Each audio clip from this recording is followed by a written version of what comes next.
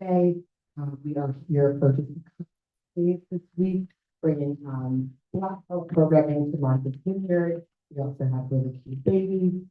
And so we're really happy today to have a mental health conversation. And we cannot wait for the started, but just before they begin, we are also doing our last day of breast cancer screening at our House 26 Hampton, as well as heart screening with the Black Heart Association. So go get your screening if you're on the island, and thank you so much for joining.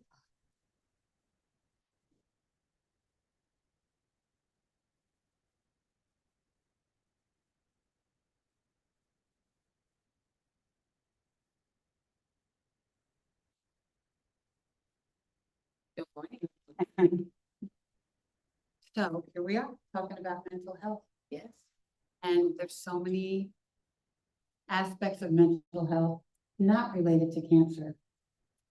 Add cancer to the equation, and what do you have? A mess. Right. So let's start by introductions. Dr. Wendy, I'm so happy to have you back. Who are you? So my name is Dr. Wendy Garland-Mayo. I'm the founder and CEO of Collaborative Cancer Care, where we really support the mental and emotional health of cancer patients and family members.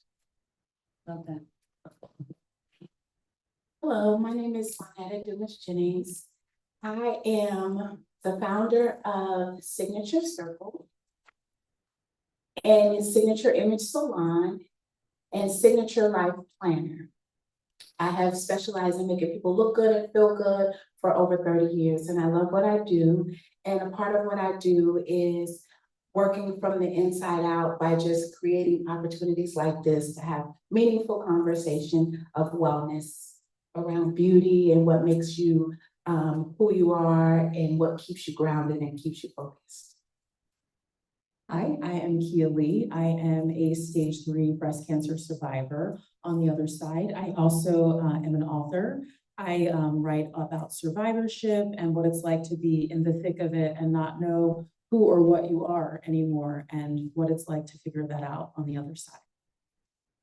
Great. So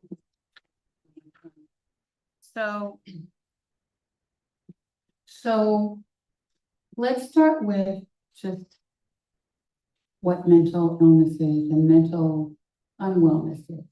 Like, can we just kind of define it? And you know, I remember taking psychology my freshman year at Dartmouth, and what I learned about it was that everybody has anxiety, everybody has depression, everybody has manic behavior, but it's how you bounce back. And can you bounce back without help? Right? I mean, help me understand that better, just so people understand, because I think people have mental unwellness and they don't even know it because it's their normal. Yeah, so mental illness is a diagnosis. It's a medical diagnosis where you would actually go to a professional to be diagnosed and treated with therapy or other modalities. Mental health or mental wellness is different. It's not a diagnosis, but it's your overall mental wellness. How are you? How are you feeling? How are you thinking? How are you functioning? And what I like to tell people about mental health or mental wellness is, don't get so caught up on the terms. Get caught up and get dialed in with your own mental health. How are you feeling? Are you able to function? Are you able to be your best self in your life? Because I think once we get hung up on anxiety, depression, overwhelm, all these things, it's like, oh, I have that, and you're not really dialed into yourself. So that self-awareness is so important, but a mental illness is an official diagnosis. Got it.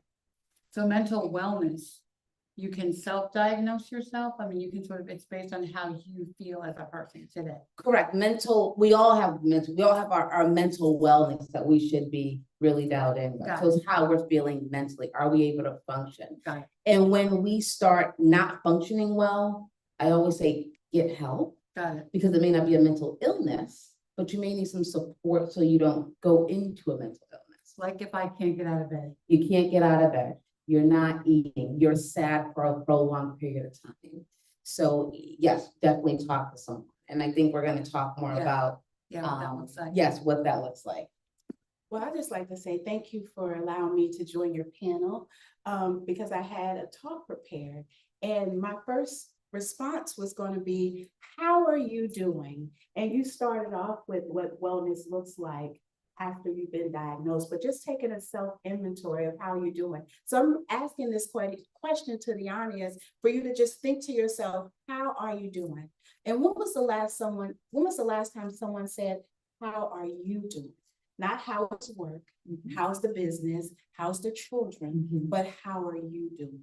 And that is so important. And so many of us become experts at keeping it all together and making sure that work is good and children are good or the home is good till we don't take inventory of how we're doing.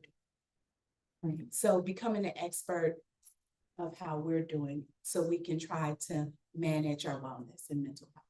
I have a crazy story after you introduce yourself to answer your question. Yeah, no, I think the most important follow-up question to that is how am I really feeling? Because a lot of times I'm always like, I'm great, I'm good, everything's good. Because in our community, and especially as women and Black women, we are always taught to be strong. And it's praised to be strong and to be resilient and to be able to take it all on, to raise children, be a good partner, show up to work, do all of the things. And in reality, we're exhausted. We're in survival mode. We don't have it together. I'll have moments where I'm crying in the shower or trying to hold it together while I'm walking home to just make it to my front door to start crying. And it's like, wow, I'm really not well. I'm really not okay. Even though I just told my mom, my friends, my family, my coworkers, everything's great, I'm good. And we've become so good at that. So I think it's so important to be truly honest with ourselves, because then and only then can we reach out for the appropriate help. Can I add something to that? How you're doing, how are you is good, but one thing that you'll really be able to gauge is your capacity. So I always ask people, how much capacity do you have for what's going on today? Whether that's physical capacity, mental capacity, emotional capacity, spiritual capacity, but what is your capacity? Rate your capacity, because sometimes we operate really low capacity, and that's kind of baseline. But once that capacity is no more, you're done. You're done. You're done. You're done. Yeah. You're done. So I'll tell you my funny story. So a month ago, I had emergency appendicitis, and it was a horrible, horrible experience. I don't want to talk about it. So I'm trying to block it from my mind. It was the worst pain ever. But so I had an emergency appendectomy, and then 4 days later, my mother died. On July 3rd. So here's my mom, she's with me all the time anyway. But so the next day was the 4th of July. I live in Highland Beach, which is like a 4th of July party. So my neighbor encouraged me to come to my house. We're having a crab fest, just come over. And I just come home from my mother's house, unpacking all the stuff and everything. And so I said, I really don't feel like it. And I really didn't know how I felt. I knew my mom was dying. I knew she was sick, and but it's what happened, right? So I go to her party, and people are saying, hey, Ricky, how you doing? Well, I just had emergency surgery. I really don't feel it. My stomach hurts. And my mother died yesterday. And so it was like one of those times when I couldn't just say fine. I couldn't say fine. But then people were like, oh my God, why did I even ask you how you're doing? So after the third one, my friend grabbed my arm and said, we're going home now. We're not going to talk about this anymore, because like, what do you say? Right? Do you know what I mean?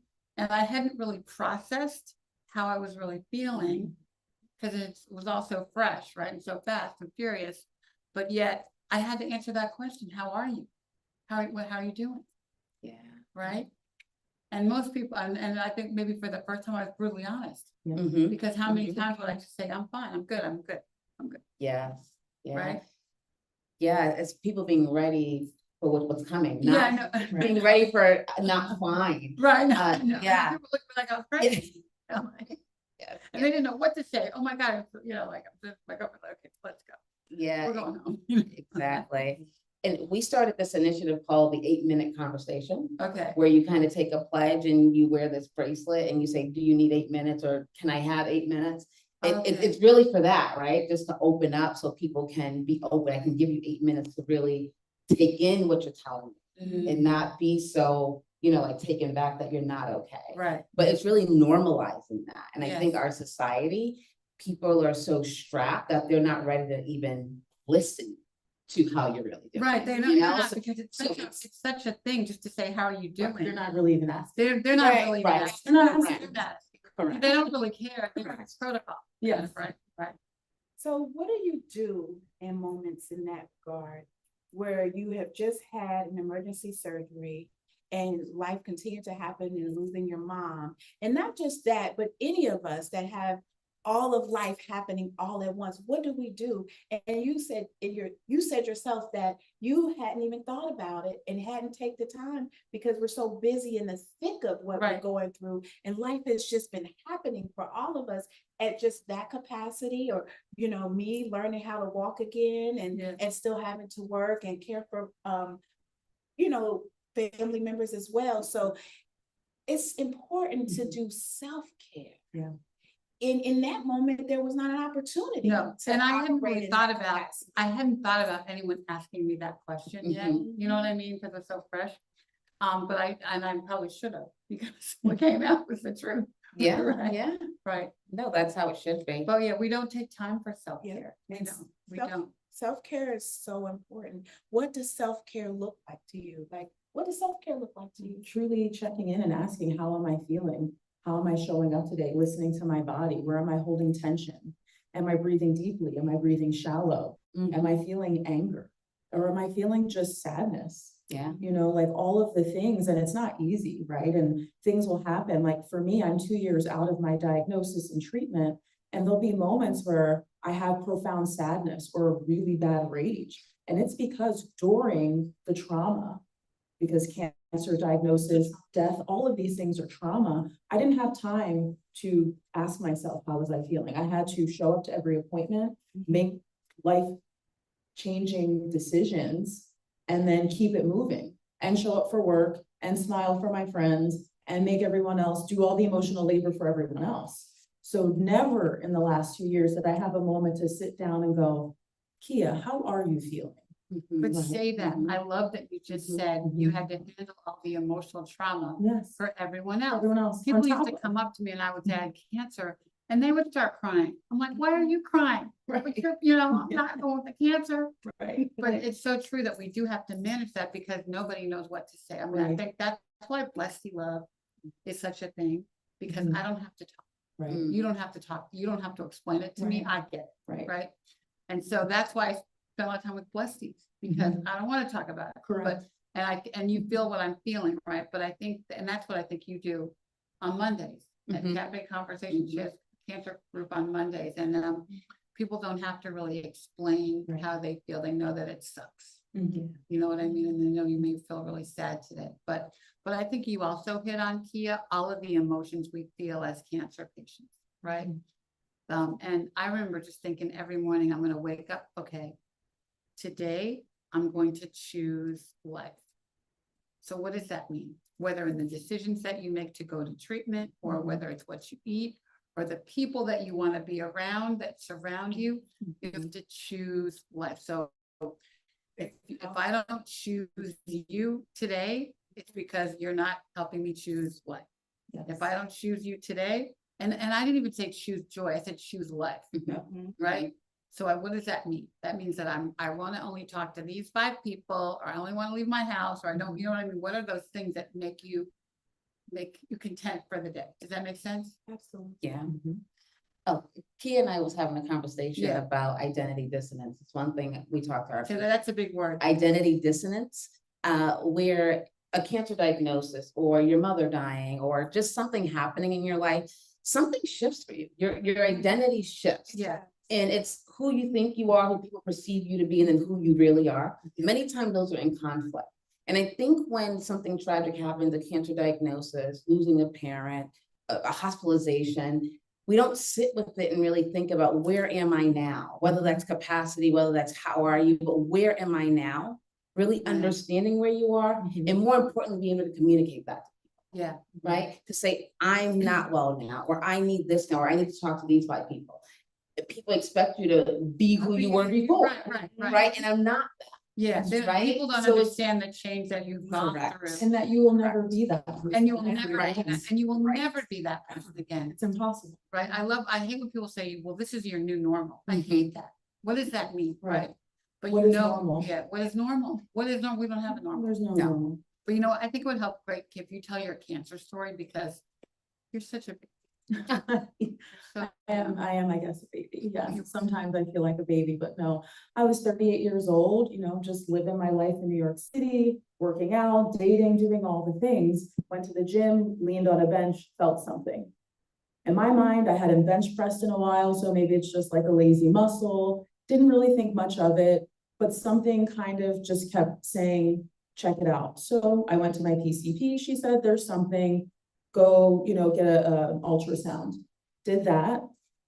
Immediately, we need to give you a mammogram. So now I'm freaking out because what I thought it was just, you know, a lazy muscle, a clogged milk duct, even though I don't have children. I don't know why that was the thing for me in my head, but it was. Now I'm freaking out and I go get the mammogram and it hurts because they're pushing down and there's an obvious tumor there. Because if there was nothing there, it shouldn't probably hurt. And from there they go, you have to have a biopsy. And I'm like, okay, this is it. Like, serious. this is serious. Like, why do they want to do all that? So freaked out when I left. It was almost like my body walked out, but the ghost of me was above myself. And I was I just had like, that same feeling like you were looking down. down, yeah. Because I was like, I don't know, who do I want to call? I didn't call my mom. I didn't call my sisters. I said, I don't want the stress or the freaking out because I'm already freaking out. And then me adding on to that, I'm going to jump off a bridge, you know, and I say that half jokingly because it's just like everything starts flashing before your eyes. My one really good girlfriend, for some reason, would not leave me alone. And I kept declining calls, being busy. And she said, if you don't answer my call, I'm going to bang on your door. And I have the keys to my car. So I called her and I said, I'm freaking out. And I just vomited everything to her. She said, get your stuff. We're going to MSK. She made the phone calls. I got with the right people. And I was diagnosed several weeks later. And it was a whirlwind, right? Like that wasn't on my bingo card. That's not how, you know, I was supposed to be dating. I was supposed to meet my husband. I was supposed to, you know, different things. Yeah. And now, you know, I was faced with deciding on a Friday if I wanted to freeze my eggs, because on Monday, if I did, I'd have to start those injections. So it was just like sitting there in the moment, with my mom, and my mom was amazing because she held space for me. And I looked at her and I said, if I'm hormone positive and they want to inject me with hormones and I'm stage 3 and I'm trying to chase this dream of having a child, this could push me off the cliff, and me harvesting eggs is meaningless if I'm not here. Right. So I said, I trust that I will be a mom in whatever way that means, be it me, my godchildren, I adopt, surrogacy, whatever. And then I proceeded to have a full-on panic attack in the MRI after making that decision. So, you know, I'll spare all the other details, but chemotherapy, unilateral mastectomy, meaning they just took the one, radiation that I had to fight with health insurance to give me proton radiation for 5 months, then wait 6 months, then do the exchange surgery, which was last June. And then, you know, the hormone therapy, tamoxifen, but before that was Lupron and exemestane, which gave me not great thoughts. So I had to stop that. So, you know, and all through that, showing up for work, showing up, you know, to my friends and my family who are looking to me to just be who I've always been. And inside, I'm like, who am I? I didn't want my career anymore. I didn't want to work for who I worked for anymore. I wasn't even sure I wanted to live in New York City. Part of me was like, I want to sell everything, find a ranch, and just go live there and work there. And my mom said, you don't mean that. And I said, I don't know what I mean. I said, I just don't know where I fit in and where I want to be. You know, so I wrote my book and, you know, I started, you know, speaking out and sharing, and a lot of other women feel this way. Oh, yeah. Well, I got divorced from my husband of 30 years. I sold my big house in the suburbs with 5 bedrooms and 6 bathrooms and a pool. And I moved to a little 1-bedroom condo on the beach. And I quit my life and started a new one. And everyone said, are you sure you want to do this? All on chemo. Are you sure you want to go? Are you sure are you sure you want to get? I'm like, I just had to do something different. You know what I mean? And so I totally changed everything about my life to find peace. I was looking for peace, and I had to learn the hard way that my peace is non-negotiable, and that's what I was seeking, Yes, right? peace, alignment. Yeah. Mhm. It's interesting that you share those stories. I have a story of being a caregiver. Yeah, I was gonna tell your story. But So we discovered my sister had cancer, and I reached out to Ricky, and at this point, it was too late. It was a year. My sister communicated to us that she didn't have cancer. However, she did. And in that moment, my sister, I'll tell you this interesting story. My sister never answers her door, never. And she lives in another state. And I came to Cincinnati and went to her house, which is something I didn't do because she doesn't answer her door. But when I showed up at her doorstep, she walked to the door and opened. What was fascinating, and not in a good way, but interesting, is that that was the last time my sister walked. And she came to that door, and it was such a great relief to see her, but she was in the most insurmountable amount of pain that one person should have to handle. And Ricky can relate because she had the same type of breast cancer, triple negative. And in that moment, all we can do is keep her comfortable. So during that time, it's in the height of COVID. And I had to make a decision, help my sister or help my business. And I chose my sister. And I was able to fly down on Tuesdays, give her a bath, and I scheduled all of her appointments because we thought she was lit. Give all her appointments, and I would fly down, and on Wednesday take her to her appointments, and on Thursday prepare to leave. And that care included making sure her house was cared for, making sure her medicines were ordered. She was bathed, she had food for the week, and all the things that was necessary for her care. We did this for 3 months. And on her birthday, she was born October the 2nd. She passed away October the 2nd of that year. She had it for 1 year. And that was the most devastating and painful thing for me to experience, to watch my sister, who I could not help, and who was also in denial of this disease, terrible, terrible disease. And that night that she passed away, all of my hair fell out. All of it fell out. So I got to the room, and I just did like this, and then I saw a lump of hair, and I did like this, and because it shocked me. And the more I touched my hair, the more hair fell out. And it was because of stress of being a caretaker, because what I had to do as a caretaker, I had to keep her safe, keep the siblings that were fighting over this and that, keep my father, who was, all the tension that was around her, I had to keep her blocked and keep her safe. And at the same time, I couldn't grieve because her children was grieving. Her children was amongst themselves fighting, and I could not break. And in that moment, so what I had to do for self-care in that moment as a caregiver was create spaces of peace. And I began to go out on the water. And that's when I started boating, because that was my only escape. But in the meantime of all of this, and shielding my sister from anything mentally painful, just trying to keep her comfortable, it was just very tough as a caregiver, but I would do it again and again, and I would choose her. And in that situation, I learned a lot about myself, because at that moment when I lost my sister, I didn't know what else was left. And it was very difficult in that moment. And I lost my staff, and I haven't really built back from that, but it was more important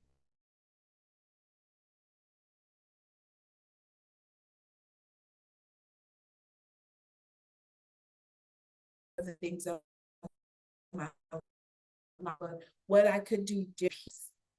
I still don't know if I can answer that question.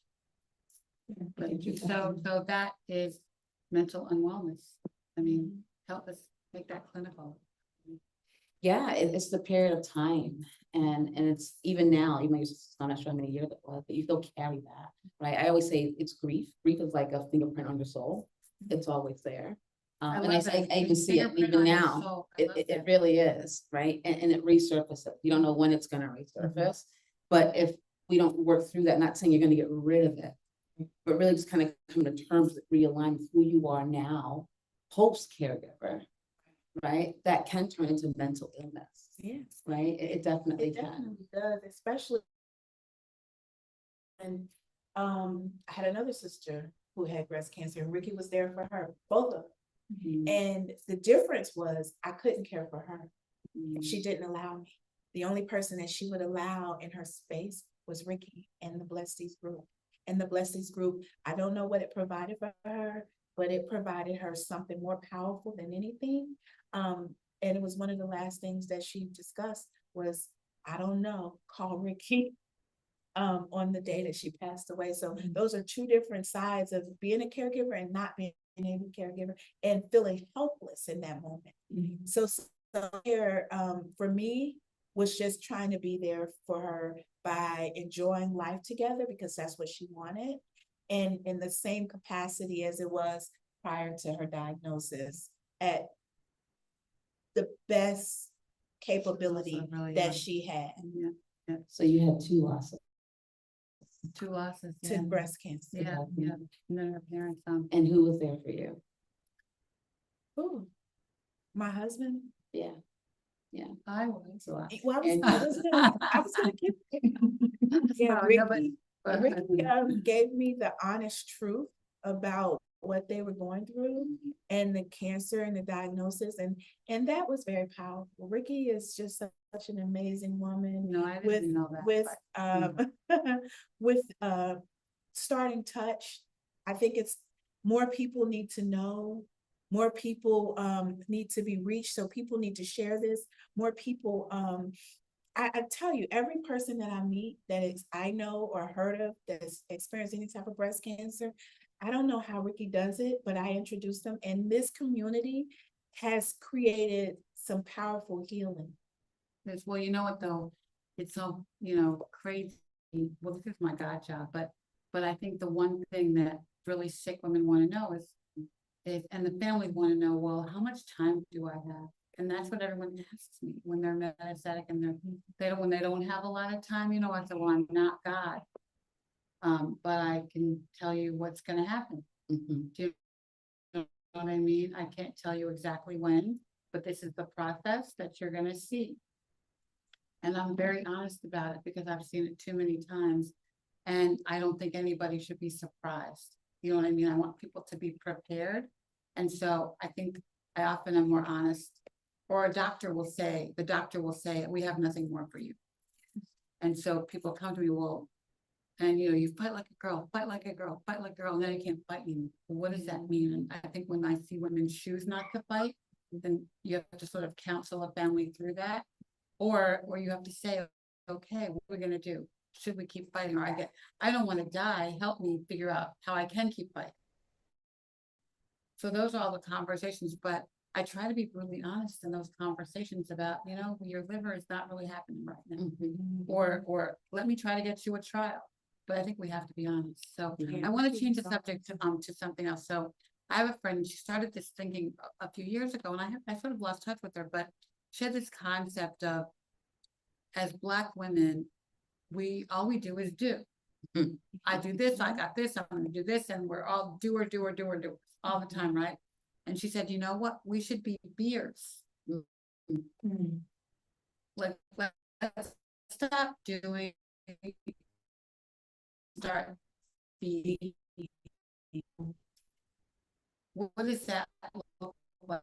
What does that mean? And how do I stop doing it? Right. And she's like, well, you're doing. How can you just be? And I don't know the answer because I haven't really figured it out, but just to throw it out there. Yeah, I'm with you. I'm a doer as well. And I think it's creating space to realign, to see if what you're doing still aligns with your purpose. The purpose shifts depending on what's going on. And sometimes when we are so busy doing, we're doing the wrong thing. We're doing the wrong. We're doing the wrong thing because we haven't taken the time to pause and just realign. So one way I practice self-care is I need alone thinking time to get my mind right. That's how I take care of myself. I have to stop and really just, okay, what am I doing? am I doing it the right way? Is there a better way? Who do I need? Or, you know, like what's going on? Yeah. So that realignment is so important, but you're right, women, we do. And we're not taught how to be. Right. We're not Our mamas taught how didn't to, be. no, Mamas I don't remember my mom ever being. No. But yeah, I think it's really important. This is an interesting topic. I created Signature Life Planner. And the reason I created that is because I felt it was very important, as Ricky brought up. Aside from all the things that we are obligated to do, how do we be our most authentic self? Now, for 30 years, I've been in the industry of beauty. And for 30 years or more, I've been taking care of people that works on their image. And the purpose of the Signature Life Planner is because in my chair, I see women, like, let's say the Vineyard for an example. I've seen all the events that people are going to. And in this moment is when we lose ourselves, and we're supposed to be, quote unquote, on vacation. This is where we just exist. This is where we just be. But yet we have so much to do and so many places to go that we forget. You asked the question, who took care of me? One of the things that I did was I took the time to think about, who am I? And I do this throughout my life. Who am I? Find myself, know myself, and walk in confidence. And in that process of identifying who I am and whatever stage I'm at, I get to just be that. And setting those boundaries in that process is scheduling that time for me. So if we have a circle, and in that circle, you put yourself, everything else on the outside of the circle, your career, your business, your family, your ministry, all the different things, your church, everything is on the outside of the circle. Those are the things that we have to find tasks or to deal with or to do. But when it comes to just being me and authentically me, I get to be still. I get to be kind to myself. Yeah. I get to be present, present with what matters most. Because just like when we're flying on a plane, they say, give Put the yourself mask the on oxygen. yourself first. If you give yourself the oxygen first, that's when you can help each other. So when you see people and they're snapping at you and they're mean and they're, distant or unrelated to what's happening, it's like, do they not see what's going on? Like, can you read the room? It's because they haven't taken time to be. So we have to get back to that space, even if it's being and doing nothing, because that's when we get to listen to ourselves. So in that moment that I lost my sister and then I lost my other sister, I also almost died. I had an emergency surgery. In this process, I also went through a season where I could not walk, and I had to relearn how to walk with a sciatic nerve and a slip disc, and I thought my life was just over at that point. And then caring for my mother passed. And then this year my dad passed. And in that process, that's when I had that therapeutic time of writing, just to get thoughts out on the table, but to find not a way to escape, but find a way to make life more sustainable. Finding a level of peace, absolutely. And find what's sustainable, what's working, what's not working. If this exists, if this doesn't exist, can I still be happy? Can I still have joy? And sometimes, as Ricky even spoke about, we don't know, because we still have to, and you spoke about it as well, we still have to do all the things. So carving out that time. So what I did in that time period, I was very selfish. Sunday, Monday, and Tuesdays was my day. And whatever that meant, whether it was purging the home, writing, being still, spending time with people that mean something to you, and enjoying life by boating. I took took up hobbies like boating and golfing and writing again. Those are the things that matter most when it comes down to being grounded, because even in those moments, you really just don't know how to be, but you have to take that time and carve out that time to just celebrate you. So what, you gain weight? So what, these are the things that happen. Now, how do we just be in this moment? Yeah. These are the things I want to see change, but I'll get there. But today I'm just going to be and accomplish the things that I have to do so I can be true to myself and be authentic to me. Yeah. And Yeah. Signature Life Planner created that with a scripture, prioritizing what matters most, and just having some time to just jot out your thoughts and your feelings and just schedule what's important. Right. Yeah. I love He that. was trying to talk something. Yeah, no, for me, it was just taking a life audit. Before cancer, I can like do more than most in a day. And all my friends and family will, attest to that. But I started realizing it's like, why do I need to wake up at 4 a.m. and work out for 2 hours? Is this helping me or hurting me?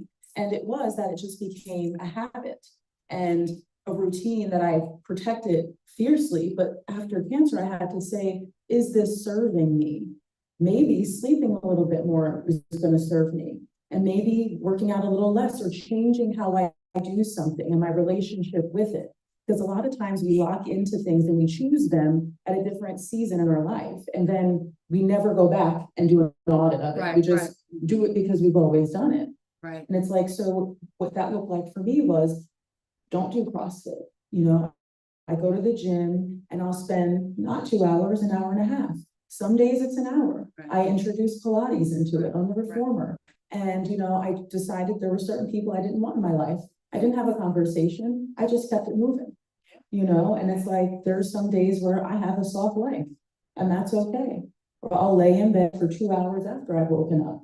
Right. And the old me would have said, that's so irresponsible. You could have done X, Y, and Z. You could have been in the city and back by now. And who cares? Because at the end of the day, none of it matters. Because when you're facing your mortality Right. or something so life-changing and profound, because it doesn't have to be cancer, it could be a divorce, it could be the loss of a loved one. Right. Grief is grief, loss is loss, trauma is trauma. None of these things that we are running around chasing matter. Right. All that matters is that we're happy, we're in alignment, and we're at peace. So it's a choice every single day to choose what keeps me on that track, what keeps me in peace and at peace. And it's not always doing the same thing. Right. It's choosing different things. Right. That's what I was saying, choose life. What does that look like for you to choose life Exactly. and change what you sort of put in life as your standards, But, I remember I cooked dinner for my kids every day, even when I travel, whatever. It's like, you know what? Maybe we could order in. What a concept. Because it was such a thing that I did and I didn't really think about it. Right. You know what I mean? Or maybe my kids could buy lunch today. Right. What a concept. Right. Or maybe they could make it. Or maybe Yeah. they could make it themselves. But I think you do start to say, okay, these things that I sort of am programmed to do, and it's almost like you don't think about it, that are causing you mental Stress. Yeah. Stress. And I really do believe stress caused my breast cancer. Oh, yeah. Oh, yeah. Can we talk about stress? Yeah, so stress is a thing that we live with, especially the Black community. We thrive off of stress, but stress can truly kill us. It can really kill us. And what is stress? Everyone has a different definition of stress. But stress is when life, something, or someone is requiring something from you, and you don't feel like you have the resource or capacity to meet that. And a lot of times we just try to meet it, even though we know we don't have the capacity or resources. Especially with working in the corporate world, like a lot of us do, a lot is required of us, but it's really knowing your limits. And I want to talk about internal stressors and talking about, spending time with it. That self-love is so important. Yeah. Internal stress, I like to talk about it because we can't see stress. We definitely can't see internal stressors. Right. Those are our thoughts, right? Mhm. Our limited beliefs. Wow. And those are developed throughout life.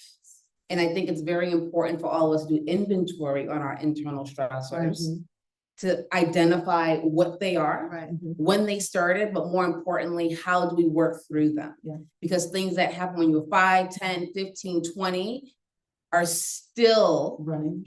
exactly today. I love that. Running the So, show. internal stressors are something we need to really dial in, because we can't love ourselves if we have those internal stressors, that internal voice in your head that's telling you, you can't be still. You have to get out of bed. You have to take control of that and not turn over your power to those internal stressors. Right. So I think that's something we definitely need to talk about. I love it. I love the turning over your power. Yeah. What does that mean? You're taking away your own power. You're taking your power from yourself, Yeah. Correct. Yeah. right? Right. Yeah. And I think of stress as pressure. Mhm. You know, it's pressure to perform, pressure to be. And especially, like you said, in our community, being Black and being women, you know, and men as well, we have to work twice as hard to get to where everyone else is, where some people just wake up out of bed and show up and they get to be above us. Right. You know, they get farther along just because of how they look, Right. or for a number of other reasons. So we are always putting pressure on ourselves to be, even if no one's asking it of us. Like, oh, I never asked you for that. Right. But it's in our DNA. Right. You know, we were in our mother's womb, and you know, you can go, it's generational, it's in our Generational. DNA. Yeah. And Yeah, I when don't care what anyone says. When I meet women of privilege and they tell me they're stressed out, I just crack. Because you could buy your way out of stress. Right. Right. I mean, not everybody. But overstatement, but On the service side, I'm on the service side of stress. Mhm. I'm also human and I experience stress, and I've learned how to try to manage it in a variety of different ways. But I own a hair salon, and I have been a hairstylist for quite some time. And as a hairstylist, one of the things that we try to do to create less stress is try to be intentional about the things that we offer. So relieving stress is a huge thing. And I think people can do it at home by taking baths, maybe having quiet time, reading a book, walking, running, but also just not stressing about the things. I think someone said it in a song, I am not my hair. I am not these external factors in my life that I hold myself to bondage to by what other people may think, what other people may say. And so in a relaxing environment, scalp massaging, getting your hair done, getting your facials, manicures and pedicures, and maybe sitting at the beach. well, you know what, Vanetta, it's To funny, you relieve know, stress. that my mom was a high-powered, crazy achiever. She was an elementary school principal. She was basically, if you wanted to get elected in her county in Maryland, you had to come by her. She ran her Delta chapter, her Links chapter, to her church, all the things. And so, but as a kid, what I remember most is that on Saturday morning at 8 o'clock, she was at the hair salon. Absolutely. We didn't have It's a Saturday. back ritual. then. We had, it was her ritual, and I know that looking back now, that was her piece. To leave the house, to leave us there with my father. Who cares about what we're gonna eat, whatever, the cornflakes are on the table. And, but she left to go get her hair nails done every Saturday, like clockwork. So I think though, and actually her last words before she died, Tell you the same. I know, she literally, she was having the rattles and she wasn't well. And so her favorite nurse came and put a compress on her hair, and well, we called hospice. She called her nail person and her hair person. They came and did her hair and her nails with hospice. And then when she was, you know, kind of dying, the nurse tried to put a compress. She's like, don't mess up my hair, Janet. Those were her last words. That was so But, funny. but looking back though, that was her way of dealing with stress and her peace and finding her peace. And it was from, I remember as a little kid thinking, you know, mommy's at the hairdresser, Yeah. right? Yeah. But I think we all have to find that space, Exactly. and her generation, that was a way to do it, you know? Yeah. The salon can be a very calming space. Yeah, that was her space. Yeah. And I just want to say something about identity. I think it's re-identifying who you are. And everyone listening, you know, virtually or even here, anytime you can re-identify yourself, you can recreate your identity, you can walk out here a new person and reintroduce yourself to the world. I think sometimes we feel like we Come can't on, we do gotta that. stop. We can't, yeah, you're stuck. We're not stuck.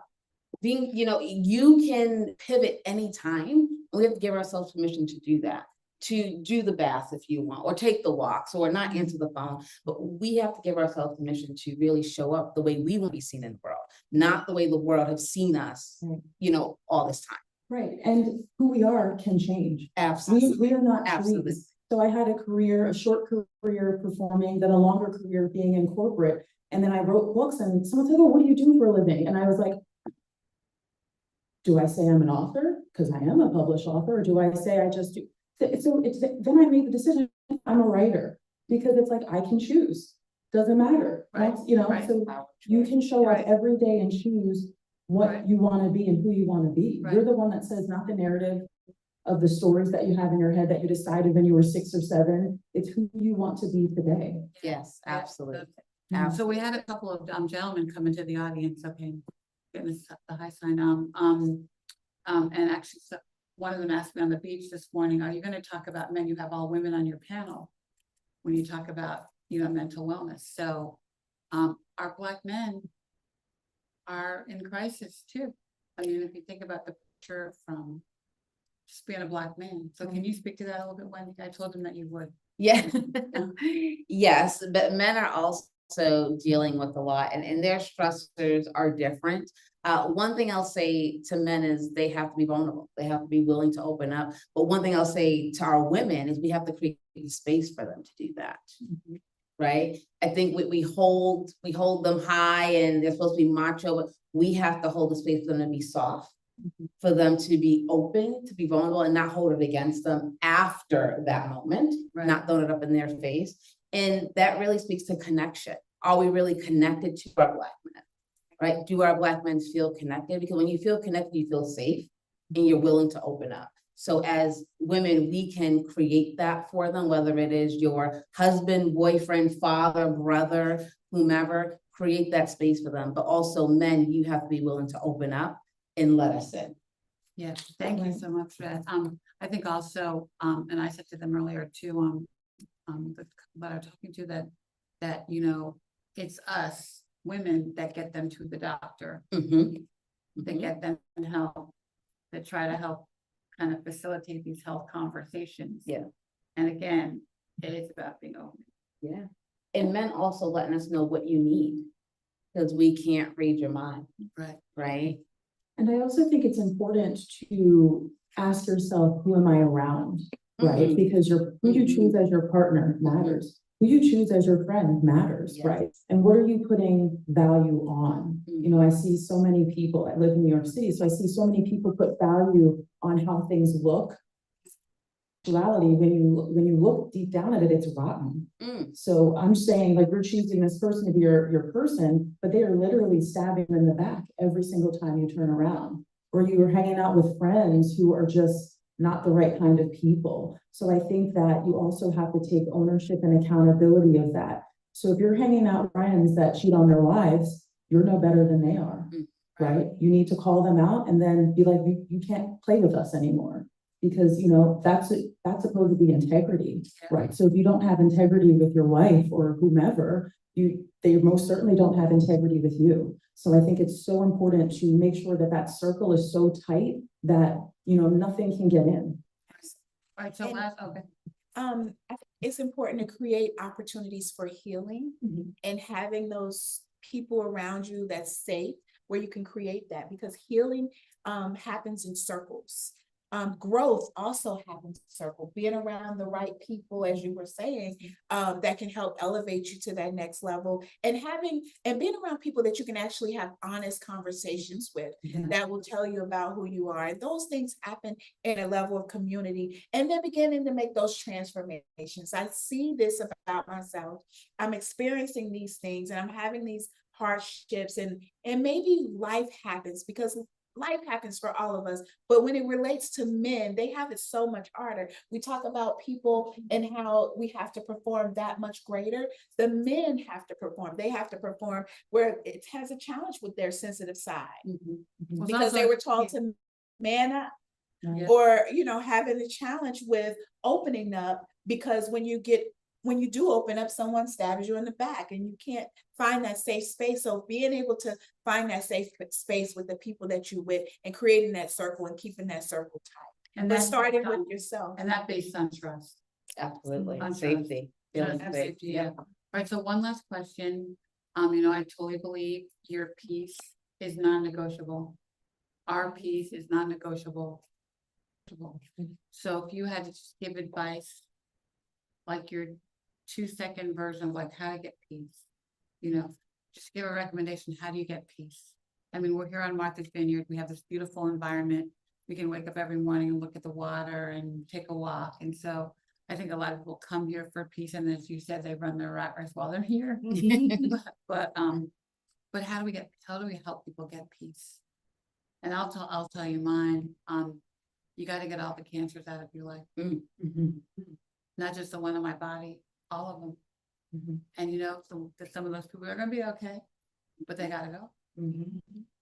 And just think about everything. And my word for that is asshole. So if I start to even think, they're a cancer, they gotta go. Yeah, love that. So I love that. Mine would be presence. I spent a lot of my life pre-cancer, not being present, running, doing, blah, blah, blah. And then afterwards, and sitting there facing everything, I said, you know, I want to be more present. So putting the phone down and just being, and just vibing just wherever I am. just being. Yeah, you know, if you're sitting there, enjoy where you are, enjoy who you're with. Yeah. Say hi to somebody, make a new friend, or don't. Just be in the moment. Because you both took some of the things I would say, I would say make a promise to yourself and keep it. Being able to make a promise, being able to set a boundary and keeping it, being able to pray and being faithful to that, those are the things that I believe that would create peace. Right? Yeah, I would just say take some time to figure out who you are and, you know, realign with your purpose, figure out what that is, and figure out how you want to show up in the world and reintroduce yourself to people. Even if you're the same person, just reintroduce yourself, reset relationships, expectations. I love that. I like that. I love that. Thank you so much. Thank Thank you. you so much. One of, Thanks for being here. one of the things that matter most is you. So bring you back into the circle and stay focused on that, and everything else will fall into place. Absolutely. Yeah. Thank you. I love you Thank guys. you. Thank you so for much. having us. Thank you so much. And we're gonna have another panel in a few minutes on clinical trials, so stay with us.